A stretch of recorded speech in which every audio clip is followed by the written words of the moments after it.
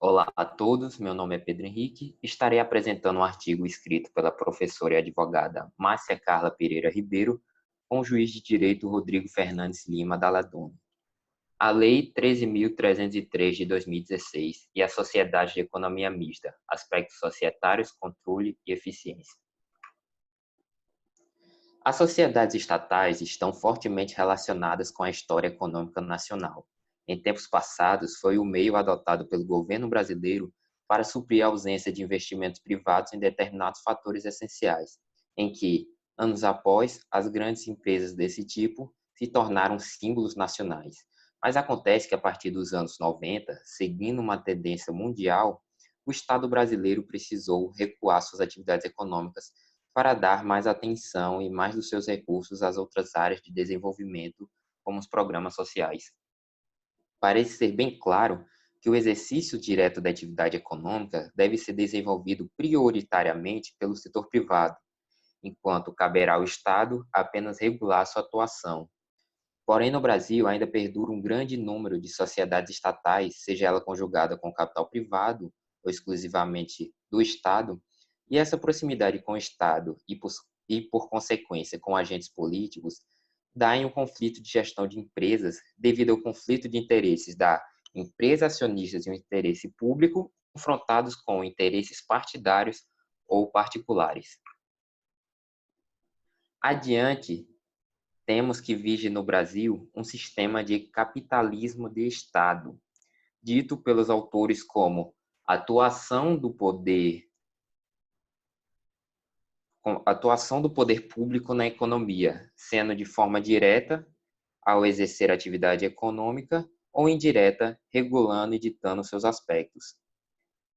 A Constituição de 88, ela consagra o sistema de produção capitalista centrado na propriedade privada dos meios de produção e na livre concorrência, reservando ao Estado a tarefa normativa e reguladora da atividade econômica, podendo atuar diretamente apenas para assegurar imperativo de segurança nacional ou a relevante interesse jurídico, ou seja, enquanto aos particulares é reconhecido o amplo exercício de atividades econômicas, ao Estado e às empresas estatais só é dado desempenhar um importante papel no sistema capitalista e corrigir falhas de mercado, fornecendo produtos e serviços nas hipóteses de limitação de mercado, assim como implementação de políticas públicas, como desenvolvimento setorial ou a criação de empregos. E isso, claro, se feito de forma rentável. Aqui temos um levantamento da Secretaria de Coordenação e Governança das Empresas Estatais, a SEST. Segundo a SEST, esse artigo publicado em 2017, o Brasil possuía 149 empresas estatais federais, sendo 48 delas controladas pela União. Esses dados nos fazem questionar o quão respeitada está sendo a ideia de que o Estado deve atuar economicamente apenas quando estritamente necessário. E também traz à luz questão de como anda a fiscalização e a aferição de resultados dessas empresas.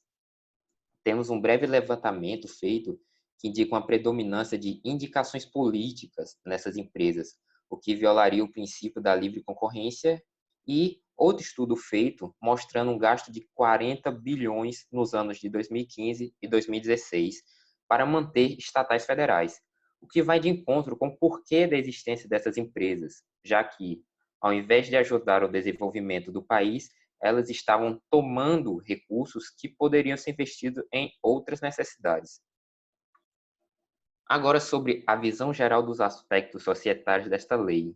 A lei que é a 13.303 de 2016, no que diz respeito ao regime societário das leis estatais, a norma traz uma série de disposições que derrogam parte do regime geral da lei das sociedades anônimas, que, para quem não entende essa área, é um empreendimento com participação dividida em ações. Isso, claro, falando o básico do básico. Enfim, ela derroga parte do regime geral da lei das sociedades anônimas, criando um estatuto jurídico diferenciado, cuja ênfase recai sobre regras de governança corporativa e de transparência, práticas de gestão de risco e de controle interno, bem como mecanismo de proteção aos acionistas, como está explícito no artigo 6º desta lei. O fato de necessitarem de prévia autorização legal para serem criadas impõe a primeira diferenciação da sociedade de economia mista.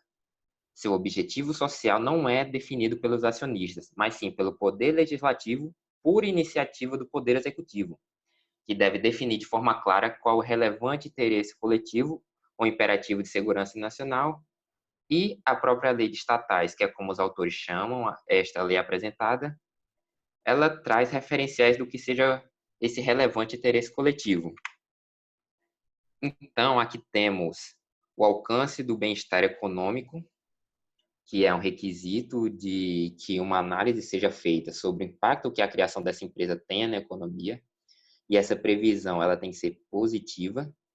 Em seguida, temos a alocação socialmente eficiente dos recursos geridos pela empresa pública, que significa que os resultados de empresas públicas não são medidos apenas pelo lucro, mas também pelo resultado positivo na sociedade. Outro ponto é a ampliação economicamente sustentada do acesso de consumidores aos produtos e serviços da empresa pública ou da sociedade de economia mista, que, simplificando, indica que, apesar de o lucro não ser o principal objetivo, ele não pode ser desconsiderado. Por último, temos o desenvolvimento e emprego de tecnologia brasileira para a produção e oferta de produtos e serviços na empresa pública ou da sociedade de economia mista, sempre de maneira economicamente justificada, que existe, pois, por a empresa existir para o desenvolvimento do país, ela deve fazer isso em todos os aspectos, como empregando tecnologia nacional, tecnologia brasileira. Porém, isso não significa que essa medida possa ser adotada de um jeito ou de outro, até mesmo quando for desvantajoso para essa empresa. Seguindo, aqui nesse slide temos questionamentos simples que o legislador deve responder para que isso justifique a criação de empresa pública. Eles são o porquê dela precisar ser criada, como isso será feito para avaliar se está de acordo e qual o específico objetivo dessa empresa em questão. Agora chegamos no ponto da organização interna. Informações técnicas, como a existência de uma Assembleia Geral, com poder de decisão, formada pelos acionistas, os mesmos que decidem os membros do conselho da administração da empresa que vão representar as ideias dos acionistas. E esses membros do conselho, exercerão o cargo por até 2 anos, podendo ter até 3 reconduções consecutivas. A fim de promover eficiência e livre concorrência, foram criados requisitos para que se exerça cargos de diretores ou conselheiros, sendo os requisitos profissionais, que trata da experiência profissional, requisitos acadêmicos, que indica a titulação em grau de graduação ou pós-graduação, em área do conhecimento que seja compatível com o cargo para o qual foi indicado, e os requisitos pessoais, que indica situações onde certas pessoas não podem ser indicadas por falta de imparcialidade de quem o indicou. Por fim, temos a existência de conselhos e comitês para fim de fiscalização, como é o caso do Conselho de Administração, o Conselho Fiscal, o Comitê de Elegibilidade e o Comitê de Auditoria Estatuário. Adiante, adentrando o ponto do controle de meios e fins nas empresas estatais, este a ser avaliado porque o objetivo desse artigo não é o exame dos instrumentos do controle externo, mas sim de controle interno. Segundo os autores, a maior motivação para a aprovação do Estatuto Jurídico das Empresas Públicas foi o envolvimento de uma sociedade de economia mista do ramo energético num episódio de corrupção de enormes proporções, que vocês aí devem estar já sabendo o que é que eu estou falando. Deixa eu beber água aqui. E essa circunstância deu força às leis das estatais, que fixou critérios objetivos de eficiência, a análise de resultado e a instituição de novas instâncias fiscalizatórias no âmbito das empresas estatais. E o princípio sobre o qual se assenta toda a atividade fiscalizatória da atuação empresarial pública é o de que a atividade econômica e a atividade política, conquanto complementares e mutuamente dependentes, têm racionalidades muito diversas, que demandam a utilização de canais de comunicação específicos sob a pena de uma indevida interferência gerencial e da frustração dos objetivos da empresa. Continuando nesse mesmo slide, apesar de já existir instrumentos fiscalizatórios disponíveis no âmbito societário, a lei das estatais se preocupou em fixar requisitos mínimos de transparência e mecanismo de mensuração de resultados, a fim de tornar acessível à população e aos acionistas as informações necessárias ao exame da regularidade e adequação da atividade empresarial aos fins que se justificam sua criação, contanto que não represente devida interferência nos rumos da gestão empresarial. Sobre a questão da busca do lucro, o legislador demonstra preocupação quanto a isso, digo eu, mas sem me contradizer com os autores, por questões lógicas, de que apesar de possuir um interesse público, sendo este o principal, sua constituição, não só em termos jurídicos, é a de uma empresa. Então, para que ela sobreviva assim como tal, ela não pode abrir mão do lucro, até porque é também a busca do lucro que promove o desenvolvimento da própria empresa. Então, o contraponto entre o interesse público e o interesse privado não pode terminar por engolir um ao outro, porque o interesse público é o motivo da existência de uma empresa pública, o interesse privado é necessário para que ele seja capaz de cumprir esse objetivo.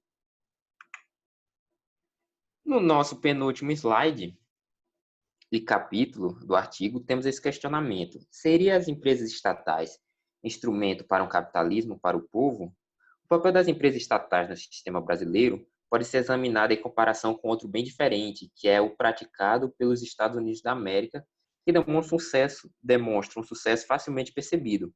E esse sucesso se deve ao livre mercado, de quem decorre a possibilidade de pontos como a limitação de lucros extraordinários pela concorrência, a limitação desses lucros, ou seja, diminui a desigualdade, possibilita também que os consumidores desfrutem dos benefícios da inovação e tenham liberdade de escolher, além da pressão no sentido da eficiência e, portanto, da meritocracia, fazendo com que as responsabilidades sejam designadas aos mais capazes, que recebem recompensas proporcionais por isso. O desvirtuamento do sistema levaria ao capitalismo de compadrio, no qual a competência cede lugar aos laços de sangue e amizade, com redução da concorrência e desempenho das empresas, que, em vez de buscarem inovação, passam a procurar por conexões políticas. Agora, vamos para as considerações finais. A lei das estatais, ela não surge para mudar tudo já consolidado até aqui.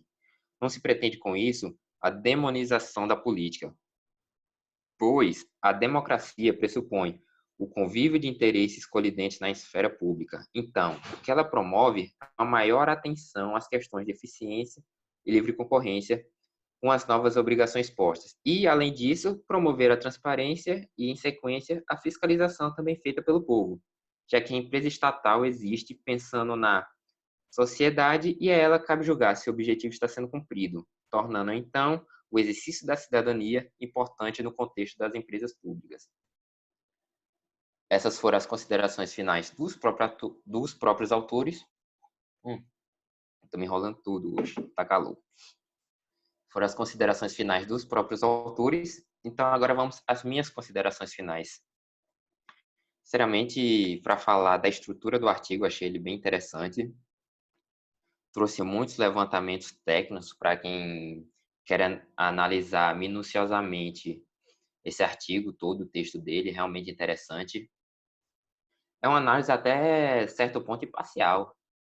Eu confesso que estava com certo receio sobre posicionamentos de cunho político dentro dele, mas apesar de não trazer dados estatísticos e matemáticos, ainda traz até que de forma bem exata as informações do texto.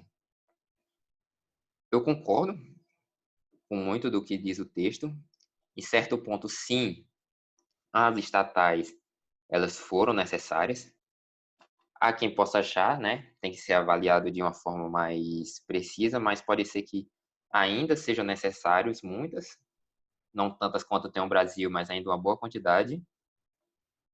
Porém, assim, conforme for sendo necessário ou o mercado for por conta própria preenchendo esses espaços, em minha opinião, cabe o Estado e se retirando, porque ele iniciou com um objetivo.